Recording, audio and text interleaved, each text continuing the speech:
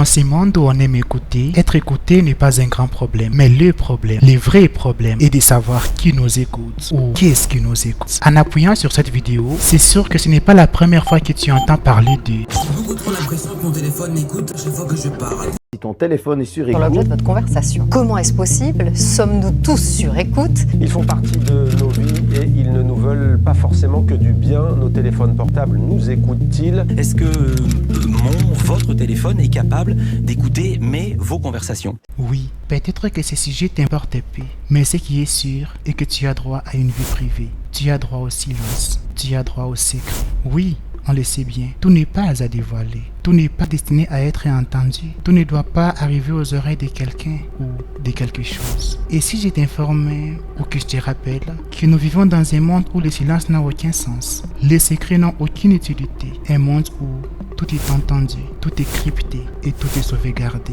Bienvenue dans la partie 1 des oreilles électroniques.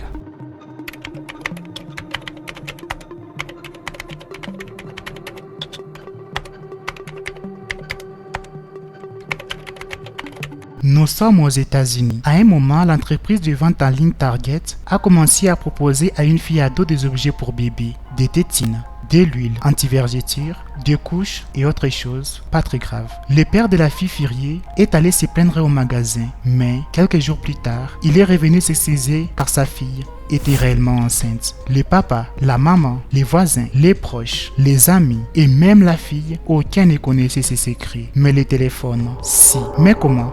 Les habitudes d'achat de la fille avaient changé il y a un moment, car elle commandait désormais des produits neutres, des soins de peau, des fraises et autres choses que les femmes enceintes recherchent souvent. Et ça, l'algorithme l'a bien compris, l'a bien calculé, l'a bien entendu, l'a bien écouté. Et si c'est arrivé pour cette fille, ça peut vous arriver aussi, si cela n'est pas encore fait. As-tu déjà parlé à un ami d'un vêtement que tu aimerais porter et le soir, c'est la publicité sur ce vêtement qui s'affiche sur l'écran de ton téléphone? As-tu déjà parlé de tes préférences à quelqu'un et après c'est une publicité allant dans ce sens qu'on affiche sur ton écran? As-tu déjà regardé plusieurs vidéos YouTube sur un produit? Plus tard, un magasin en ligne te les propose. Dans le monde numérique, tout est enregistré. Partout où tu passes, tu laisses ta trace. Tu laisses ton odeur en espérant juste qu'un mauvais prédateur ne sera pas à tes trousses. En parlant des mauvais prédateurs, est-ce dire qu'il y a des bons? Peut-être, mais ils sont tous des prédateurs. Et si les bons n'étaient pas en réalité ce qu'ils prétendent être, oui, c'est sûr que nous sommes tous contents à l'achat d'un smartphone. Nous sommes impatients de dire « Siri, fais-moi ça » ou « Hey Google, dis-moi ». Mais rappelle-toi jusqu'à chaque fois que tu déballes un téléphone, tu déballes aussi une partie de ta vie privée. Tu marches désormais avec 3 oreilles, les tiens et celui de ton téléphone. Du côté des géants de la tech, tous nient qu'ils t'écoutent. Ils disent améliorer leur système d'écoute sans vraiment t'écouter. En fait, ce sont des bons prédateurs. Mais la vérité, c'est Mon ça. travail consistait à faire de la transcription, à corriger la transcription. Donc j'écoutais l'enregistrement, donc je mets le casque, je suis face à un poste de travail comme là. J'écoute l'enregistrement, je regarde la transcription et puis je corrige s'il y a des trucs qui vont pas. Peut-être que en fait, pour prendre un peu la mesure de cette histoire, c'est que on entendait de tout. On entendait toutes sortes de choses. Il y avait moi, j'ai entendu des gens parler de la sclérose en plaques, j'ai entendu des gens parler d'une histoire de fausse couche, j'entendais quelqu'un dire qu'il avait un compte en banque en Suisse, j'entendais des enfants qui étaient en train de parler à leur tablette, qui imitaient un peu, je sais pas, les relations sociales qu'ils voyaient autour d'eux, quoi. Ils disaient « Siri, est-ce que tu veux être mon copain, ma copine? Je t'aime beaucoup, beaucoup. On est très amis, toi et moi. » Ouais, non, c'est très bizarre.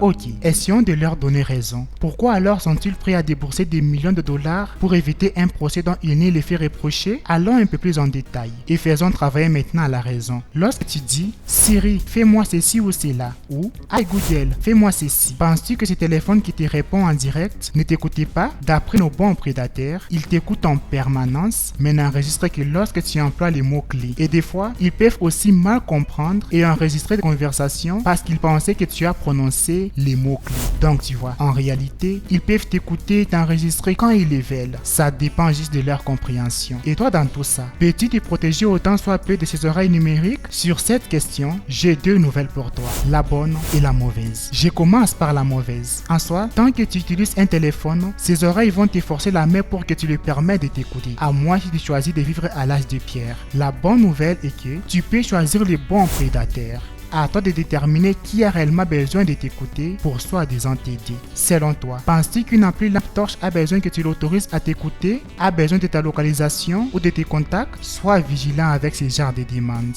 À partir de ces jours, sache que les murs n'ont jamais eu d'oreilles, mais les téléphones, si. C'était juste la première partie de cette vidéo. Merci de t'abonner pour recevoir la deuxième, où on descend dans les profondeurs, où les frontières n'ont pas de limites. Si cette vidéo t'a fait un peu flipper, sache bien que cela n'est pas notre intention. En fait, nous voulons juste te conscientiser. Nous voulons juste que tu te rendes compte du monde dans lequel nous vivons. Un monde où on veut que tout soit facile, où écrire c'est du passé, où lire est un fardeau et où on veut parler à des objets qu'à des humains. Nous avons un choix à faire. Soit donner tous nos secrets à quelqu'un qu'on ne voit pas, soit chercher un confident dans la vraie vie. Et de ma part, le choix est fait. Oui, je les laisse là. Je pars à la recherche de la vie réelle, celle qu'on voit, celle qu'on touche, celle qu'on sent, celle qu'on goûte et celle qu'on écoute.